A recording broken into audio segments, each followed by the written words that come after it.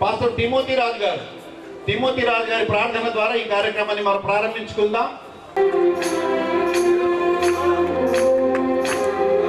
దయచేసి చప్పట్లు దేవుడిద్దాం. చప్పటితో సంతోషంతో మన ప్రియతమ నాయకుడు ఇక్కడ ఉన్నాడు. దేవుడి పై నుంచి మనం చూస్తున్నాడు, ఆశీర్వదించబోతున్నాడు కనుక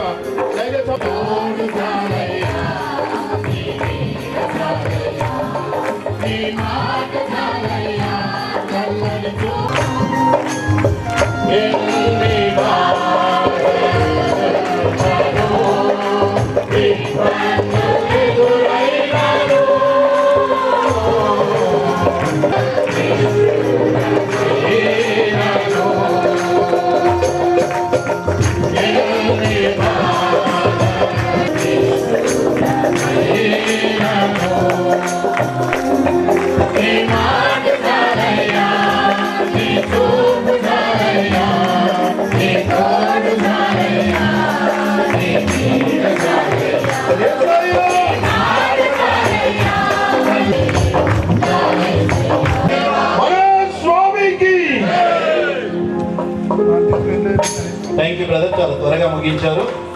పాస్టర్ యొక్క ప్రభా నియోజకవర్గాన్ని ప్రేమించి ప్రభా మా యొక్క తెలంగాణ రాష్ట్ర ముఖ్యమంత్రి గారు ప్రభా క్రైస్తవులందరినీ ప్రేమించి ప్రభా క్రిస్టమస్ సందర్భంగా ప్రభా వారు 2 లక్షల రూపాయలు ఆయన మరి కానుకగా వారు పంపించారు.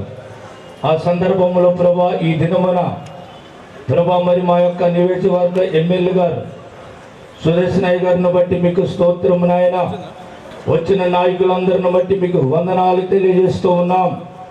ఈ యొక్క నాయన క్రిస్టమస్ సందర్భంలో ప్రభా నాయన మేమందరము కూడుకొని ఈ యొక్క నాయన కార్యక్రమం అంతా జయకరంగా, సుఖకరంగా, మంగళకరంగా మీరు జరిగిస్తున్న విధానమును బట్టి మీకు స్తోత్రాలు.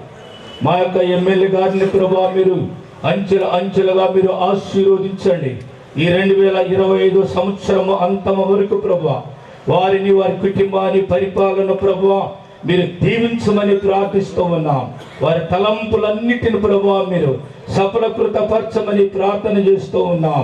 బోధన నుంచి వచ్చిన నాయకులందరినీ మీరు ఆశీర్వదించండి. కూడి వచ్చిన సేవకులను దీవించండి ప్రభా. ఈ కార్యక్రమం అంతవరకు మీ యొక్క ఆత్మ ఆధ్వర్యములు మీరే నడిపించండి. సమస్త మహిమ, ఘనత, ప్రభావం మీరే పొందమని యేసు పరిశుద్ధ నామమున ప్రార్థన చేస్తున్నాను తండ్రి. ఆమేన్. మహిమ వారి చుట్టూ ప్రకాశించినందున వారు మిక్కిలి భయపడిరి. అయితే ఆ దూత, భయపడకుడి, ఇదిగో ప్రజలందరికీ కలగబోవు మహా సంతోషకరమైన సువర్తమానము నేను మీకు తెలియజేయుచున్నాను. దావీదు పట్టణమందు నేడు రక్షకుడు మీ కొరకు పుట్టి ఉన్నాడు. ఈయన ప్రభు అయిన క్రీస్తు. దానికి ఇదే మీ కానవాలు. ఒక శిశువు పొద్దుగుడ్డులతో చుట్టబడి ఒక తొట్టులో పండుకొని ఉండుట మీరు చూచెదరని వారితో చెప్పాను. వెంటనే పరలోక సైన్య సమూహము ఆ దూతతో కూడా నుండి సర్వోన్నతమైన స్థలములలో దేవునికి మహిమయు, ఆయనకిష్టులైన మనుషులకు భూమి మీద సమాధానమును కలుగును గాక అని దేవుని స్తోత్రము చేయుచుండెను. ఆమె గ్రహించగలుగునట్లు మా అందరి మనోనేత్రములు తెరిచి సత్యములోనికి నడిపించమని, అర్థమగునట్లు మాట్లాడమని యేసు నామమున అడుగుచున్నాను స్వామి. ఆమేన్.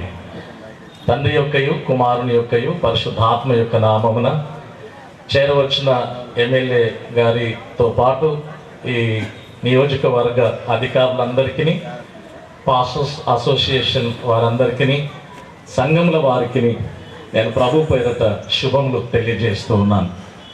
క్రిస్మస్ అయిపోయింది అని అనుకుంటున్నాం. ఈ నూతన సంవత్సరంలో ఈ మరొక అనుభవం, ఒక మంచి సంతోషకరమైన సహవాసం మన ఎమ్మెల్యే గారి ద్వారా ప్రభుత్వ ఆధ్వర్యంలో ఈ చక్కటి సహవాసాన్ని పొందుకునే అవకాశం దేవుడు మళ్ళీ మనకు దయచేసినందుకై దేవునికి కృతజ్ఞతలు చెల్లిస్తూ ఉన్నాం. స్నేహితులారా, రేవంత్ రెడ్డి గారి నాయకత్వం మనం గమనిస్తూ ఉన్నాం. చాలా ఉత్సాహంగా, చాలా వేగవంతంగా అనేక మార్పులు చేస్తూ ప్రజలను వారి మెప్పును పొందటానికి, ప్రజలను వారి అక్కర్లు, అవసరతలు తీర్చడానికి వారు చేపట్టే తీర్మానాలు, వారు వేసే అడుగులు మనం గమనిస్తూ ఉన్నాం. మరి వారితో పాటు మన ఎమ్మెల్యే గారు కూడా ఈ వయసులో పైబడి అధికమైన వయసు ఉన్నప్పటికీ కూడా వారు ఎక్కడ కూడా అలసిపోయినట్టుగా కాక ప్రతి కార్యక్రమంలో పాలు పంచుకుంటూ ఈ ప్రజల యొక్క మన్నలను పొందుటయే గాక రానయ్యున్నటువంటి రేవంత్ రెడ్డి గారి మంత్రివర్గంలో కూడా వారికి స్థానం దేవుడు ఇవ్వాలని నేను మనసారా దేవుడిని ప్రార్థిస్తూ ఉన్నాను. క్రిస్మస్ అని అంటే ఇది ఒక బహుమతుల పండుగ. క్రిస్మస్ అని అంటే ఇది ఒక పాటల పండుగ. క్రిస్మస్ దినాల్లో పాట లేకుండా పండుగ లేదు, బహుమతులు లేకుండా ఈ పండుగ లేదు. క్రిస్మస్ అనేటటువంటిది ఒక పరిమితి కలిగిన ప్రజలది కాదు. ఇది మనము మిగతా వేరు పండుగలను గమనిస్తే భారతదేశంలో చాలా రకములైన పండుగలను మనం చూస్తాం. ఒక్కొక్క పండుగ ఒక్కొక్క వర్గానికి, ఒక్కొక్క జాతికి, ఒక్కొక్క ప్రాంతానికి చెందినవిగా మనం గమనిస్తాం. కానీ పరిశుద్ధ లేఖనంలో లూకా సువార్త 2వ అధ్యాయం ఈ సువార్తికుడు రాసిన మాటల్లో 10వ వచనంలో మనం చూస్తే, భయపడకుడి, ఇదిగో ప్రజలందరికీ కలగబోవు మహా సంతోషకరమైన సువార్తమానం. ఇది పరిమితి కాదు, ఒక ప్రాంతానికి, ఒక జాతికి, ఒక భాషకు, ఒక దేశానికి పరిమితి కలిగినది కాదు. యావత్ ప్రపంచమునకు, మనుష్య జాతి అంతటికి కూడా ఈ మాట లేదా ఈ సువార్త, ఈ పండుగ సంతోషకరమైనది. ప్రతి మనిషిని కూడా మార్చగలిగింది. ప్రతి మనిషిని వారి జీవిత విధానాన్ని మార్చి, వారి పాపస్థితిని మార్చి పరలోకమునకు వారసులుగా వారిని చేసేటటువంటిది. అనగా దేవునితో సహవాసులుగా, పరవాసులుగా సిద్ధపరిచేటటువంటిది క్రిస్మస్ పండుగ. అందుకనే ఇది ప్రజలందరి పండుగ, ఇది ప్రపంచ పండుగ. కొన్ని పండుగలు దేశానికి, కొన్ని పండుగలు రాష్ట్రానికి, కొన్ని పండుగలు ప్రాంతానికి పరిమితం అయితే, క్రిస్మస్ పండుగ యావత్ ప్రపంచపు ప్రజల పండుగ. ఈ పండుగలో ఉండేటటువంటిది ముఖ్యమైనది ఏంటంటే, గొల్లలతో దేవదూత మాట్లాడుతున్న మాట, మహా ఆనందం, మీకు సంతోషం కలుగుతుంది అని చెప్పబడుతూ ఉంది. అంటే ప్రజలలో ఉండే తారతమ్యాలు పోయి, భేదాభిప్రాయాలు పోయి, హెచ్చు తగ్గులు తగ్గిపోయి, ప్రతి మానవుడు కూడా దేవుని బట్టి, ఆయన కార్యములను బట్టి సంతోషించడానికి, సమానత్వంలో వారు ఆ ఆనందాన్ని అనుభవించడానికి దేవుడు ఏర్పరిచిన పండుగ. ప్రియులారా, మీరు గమనించండి, కొందరు మంచి బట్టలను బట్టి కొంచెం సంతోషిస్తారు, ఒక ఇల్లు కట్టుకుంటే కొంచెం సంతోషం కలుగుతుంది, ఇంట్లో ఒక ఉద్యోగం వస్తే ఒక సంతోషం కొంచెం, అలా ప్రతిదానికి కూడా సంతోషం ఉంది. కానీ దానికి పరిమితి ఉంది, దానికి ఒక లిమిటేషన్ ఉంది. కానీ దేవుడు ఇచ్చేటటువంటి ఈ ఆనందం ఏదైతే ఉందో ఇది పరిమితి లేనటువంటిది. అందుకే దైవ గ్రంథంలో కీర్తనకారుడు రాస్తాడు, 16వ కీర్తన 11వ వచనంలో, నీ సన్నిధిలో సంపూర్ణ సంతోషములు కలవు అని అంటాడు. అంటే ధనమును బట్టి వచ్చే సంతోషం కాదు, కంటికి కనబడే దాన్ని బట్టి వచ్చే సంతోషం కాదు, లేక మనం అనుభవించే ఆహారాన్ని బట్టి, పానీయాలను బట్టి కలిగే సంతోషం కాదు. ఈ సంతోషము దేవుడిచ్చేటటువంటి సంతోషము. ఈ సంతోషము దేవునిలో మనము మమేకమయ్యే సంతోషం. ఈ రోజున ఈ ప్రత్యేకమైన సంతోష సమయాన్ని మనం అందరం అనుభవించినట్లుగా, మనల్ని ప్రేమించి మన ప్రభుత్వం వారు, ఈ ప్రాంతీయ మన నాయకులు, ఎమ్మెల్యే సుదర్శనమయ్య నాయకత్వంలో, మన పాస్టర్స్ అసోసియేషన్ ప్రెసిడెంట్ గారు, మన అనంతయ్య వారి నాయకత్వంలో, ఇంకా చాలామంది ప్రయాసపడగా ఈ ప్రత్యేకమైన కార్యక్రమాన్ని ప్రభుత్వం వారితో మనం జరిపించుకుంటూ ఉండగా, ఇది తాత్కాలికమైనదిగా కాక ఇది శాశ్వతమైనదని, ఈ పండుగ ద్వారా ప్రజలు ప్రతివారు తమ భేదములను మరిచి, తమ కక్షలు, క్రోధములు, కోపములు, ఈర్ష్య, పగలు మర్చిపోయి దేవుని వలె, దేవునితో పాటు ఉండే అవకాశం ఉందని, ఈ లోకము, ఈ శరీరము శాశ్వతం కాదని, మనము మన కొరకు బ్రతుకుట కంటే మన ఎదుటి వారి కొరకు, అక్కల గల వారి కొరకు, ఆపద గల వారి కొరకు, ఎవరైతే బీదవాళ్ళు ఉన్నారో, దిక్కులేని వారు ఉన్నారో, విధవరాళ్ళు ఉన్నారో, అనాథలు ఉన్నారో, వారికి చేయూతనిచ్చుట ద్వారా కలిగే సంతోషం దేవుడు మనందరికి ఇవ్వాలని నేను మనసారా కోరుకుంటూ, గారు తర్వాత అధికారులు, తర్వాత మన యొక్క నాయకులు వచ్చారు, వారందరినీ కూడా ప్రభు యేసుక్రీస్తు నామములో శుభములు, వందనాలు. ప్రత్యేకంగా ఈ దినాన కూడి వచ్చిన ప్రతి విశ్వాసులకి, తర్వాత నాయకులకి, మీ అందరూ కూడా ప్రభు యేసుక్రీస్తు నామములో వందనాలు. వాస్తవంగా ఒక మాట ఏంటంటే, గత దినాల్లో మన ఎమ్మెల్యే గారు ఉన్నప్పుడు గ్రేవ్ యార్డ్ గురించి బెల్లాల గురించి మేమెంతో శ్రమపడ్డప్పుడు మేము వారి దగ్గరికి వెళ్ళినప్పుడు 3 ఎకరాల భూమిని వారు శాంక్షన్ చేసి వారు ఇచ్చిన ఆ యొక్క 3 ఎకరాల భూమిలోనే ఇప్పుడు పేదవారు లేనివారు ఉన్నవారు భూమి ఉన్నవారు భూమి లేనివారు ఎంతో ఇబ్బంది పడ్డారు. కానీ ఆ యొక్క 3 ఎకరాల భూమిని ఇప్పుడు గ్రేవ్ యార్డ్గా సమాధుల తోటగా చనిపోయిన తర్వాత పెట్టుకునే పరిస్థితి లేని దిక్కులేని వారికి ఆ యొక్క 3 ఎకరాల భూమిని చక్కగా ఉపయోగించుకోవడానికి దేవుడు వారి ద్వారా ఆ యొక్క అవకాశాన్ని కల్పించారు. ఆ దేవునికి మహిమ కలుగునుగాక. ప్రత్యేకంగా వారిని కూడా వారి యొక్క కుటుంబాన్ని దేవుడు సమృద్ధిగా దీవించునుగాక. మంచి ఆయుష్ను ఆరోగ్యాన్ని దేవుడు ఇంకను వారికి అనుగ్రహించునుగాక. వాస్తవానికి మన యొక్క సీఎం గారు ఈ యొక్క ప్రోగ్రామ్ని మన యొక్క రాష్ట్రం అంతటా కూడా ఈ రకంగా ఏర్పాటు చేయటం ఇది ఒక అద్భుతం. ఎందుకంటే మన యొక్క ప్రపంచంలో ఇటువంటి పరిస్థితులు లేవు.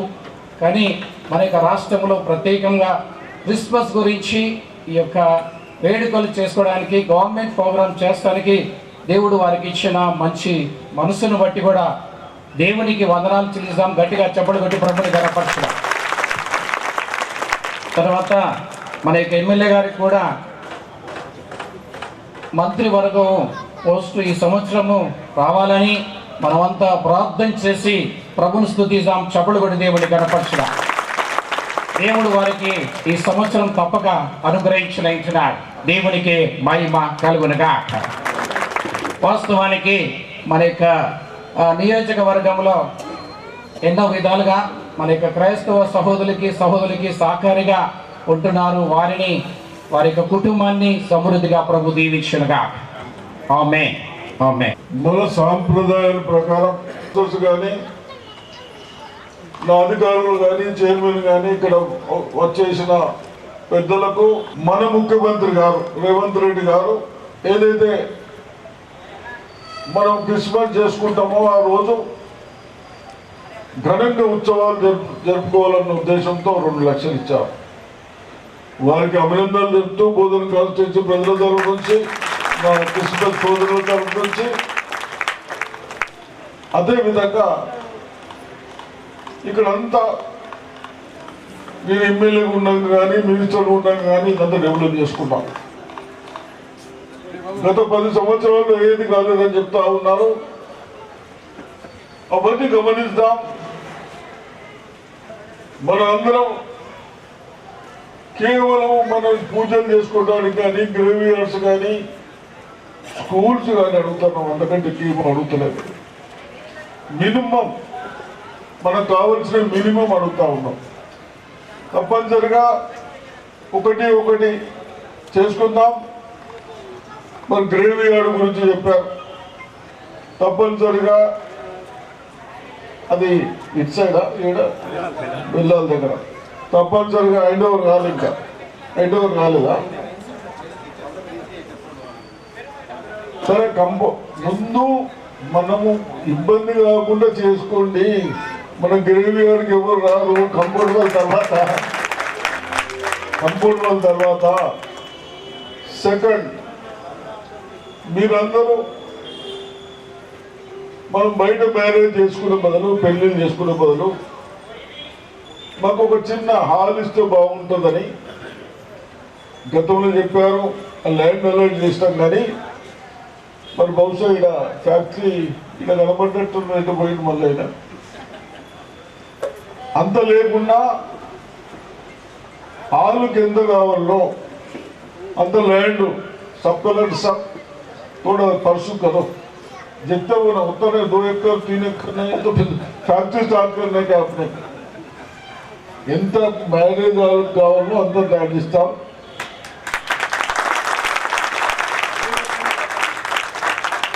అదేవిధంగా నాకు కూడా ఈ రోజు టైం ఇచ్చి బాగా చెప్పొద్దు ఉండాలని ఉండగానే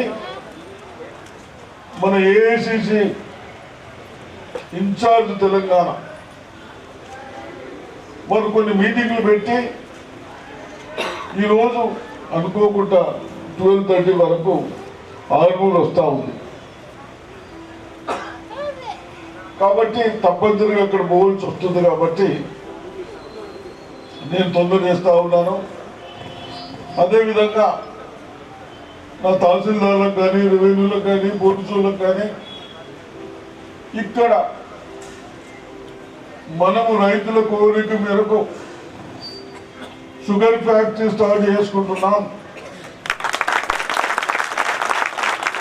దాంట్లో ఎక్కడన్నా ల్యాండ్స్ సరే ఇప్పటిదాకా పండించుకున్నాడు కానీ ఫర్దర్ ఎక్కడైనా పంటలు ఇచ్చడం కానీ అక్యుపేషన్ మీరు తీసేయకుండా తప్పనిసరిగా అధికారులు యాక్షన్ తీసుకుంటాం.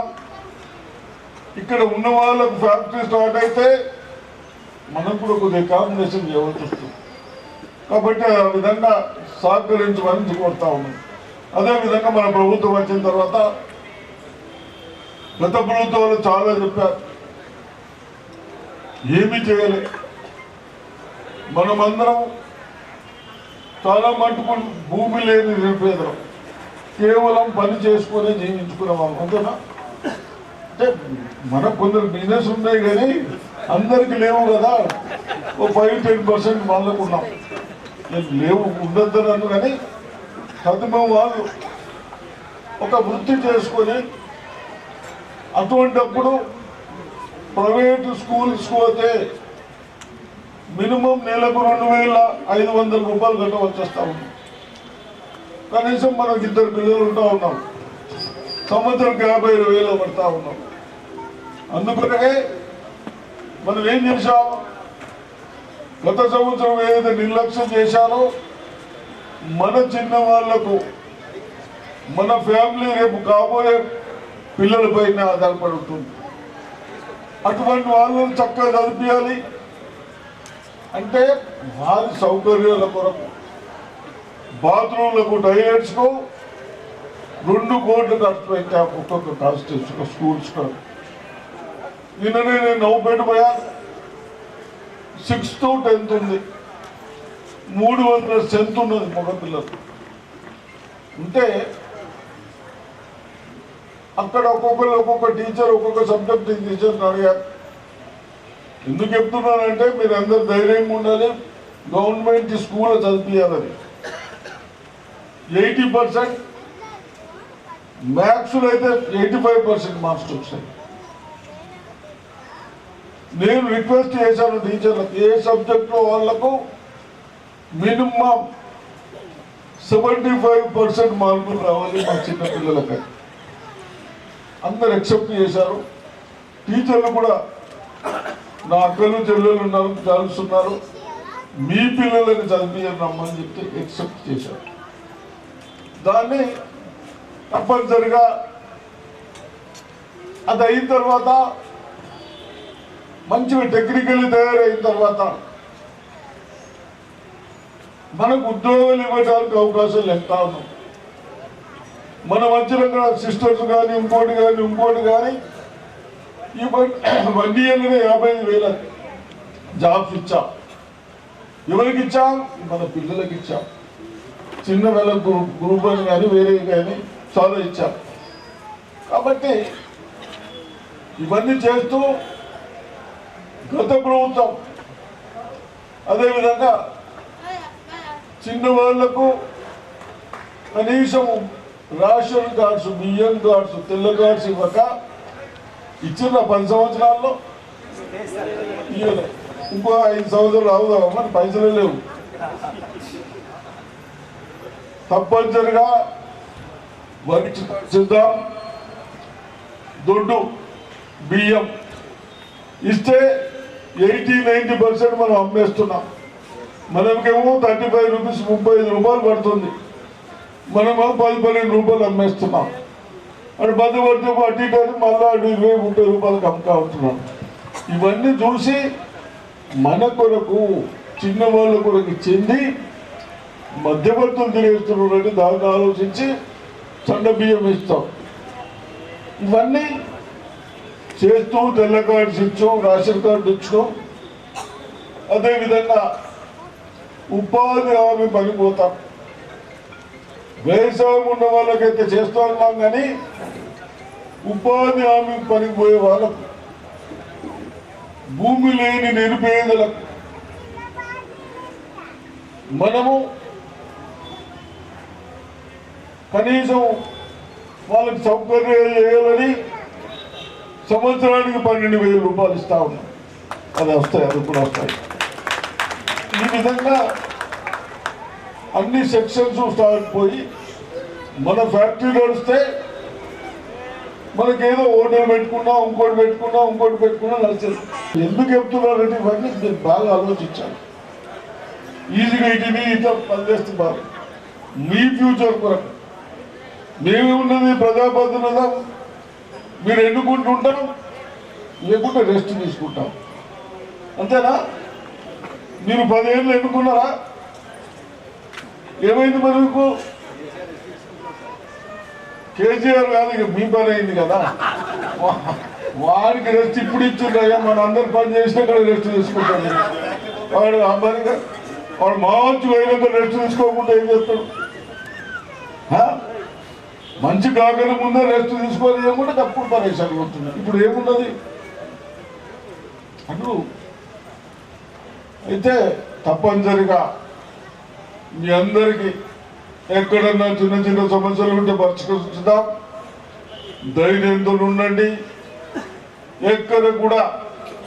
ఎక్కడైనా భూములు ల్యాండ్స్ ఉన్న వాళ్ళకు పాస్బుక్ ఒకటి ఉంటే ఆధార్ కార్డు పేరు మీద ఒకటి ఉంటుందని చెప్తా ఉన్నాం. అవన్నీ అధికారులకు చెప్పాం. తప్పనిసరిగా అవన్నీ రెక్టిఫై చేసుకొని మీకు వచ్చే లోన్ కానీ మీకు వచ్చే రైతు బంధువులు కానీ ఇవన్నీ వచ్చే విధంగా ఏర్పాటు చెప్పాం. కాబట్టి ఎక్కడ కూడా ఇబ్బంది కాకుండా మనకు కూడా సబ్ కలెక్టర్ గారు వచ్చారు. ఆయన కూడా వర్క్ చేస్తాడు మన గురించి. ఒక్కటి మీరందరూ దయచేసి అధికారులకు రెస్పెక్ట్ ఇవ్వాలి, మర్యాదతో మాట్లాడాలి.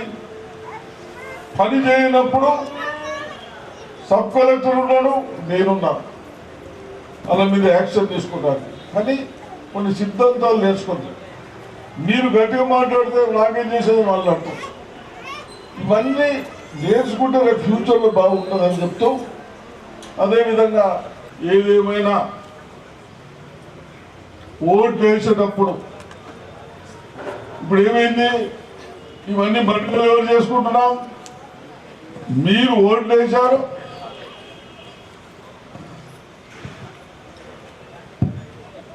ఉదయం గల్ల వాళ్ళు వచ్చారు, అదే బాగుందా? ఉదయం గల్ల వాళ్ళు వచ్చారు, ఇవన్నీ పనులు చేస్తా ఉన్నారు. వేసేటప్పుడు రేపు కూడా మున్సిపల్ ఎలక్షన్లు ఉన్నాయా? చైర్మన్ నువ్వే ఉంటావు ఎప్పటికీ. మున్సిపల్ ఎలక్షన్లు ఉన్నాయి, పంచాయతీ ఎలక్షన్లు ఉన్నాయి. తప్పనిసరిగా నేను ఒక ఎల్డర్గా మీ అందరికి రిక్వెస్ట్ చేస్తున్నాను, మంచి పర్సన్ ఎన్నుకోండి. మాకు అడిగితే ఆ మనిషిని చూసి నాకు పనులు చేసినట్టున్నారు. మీరు ఎవరైనా ఆడ ఈడ కొట్టుకొని వచ్చిన పైసలు తిని మనం ఓట్లేస్తే అని చూస్తే దగ్గరికి రాడి అని చూసుకుంటున్నాం. ఆ ప్రమాదం మున్సిపాలిటీ ఉన్నది, విలేజ్ ఉన్నది. కాబట్టి దయచేసి తప్పనిసరిగా ఆ విధంగా ఆలోచన చేయండి. మీ అందరి కొరకు ఫాదర్స్ ఉన్నారు, మేమున్నాము, మన అధికారులు ఉన్నారు. మీ కష్టాల్లో మేము పాలు పంచుకోవడానికి మన ప్రభుత్వం రేవంత్ రెడ్డి గారి ఆధ్వర్యంలో మేము ముందుంటామని చెప్తూ అవకాశం ఇచ్చిన మీ అందరికీ ధన్యవాదాలు.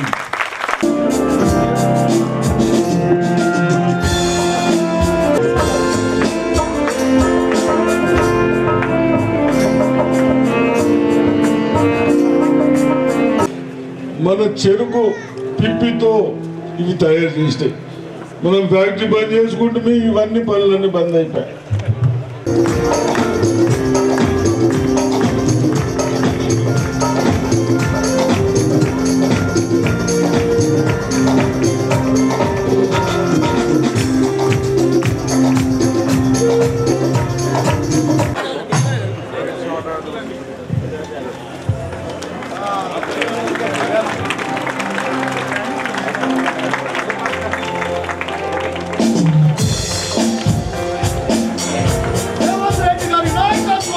వర్ధిల్లాలి.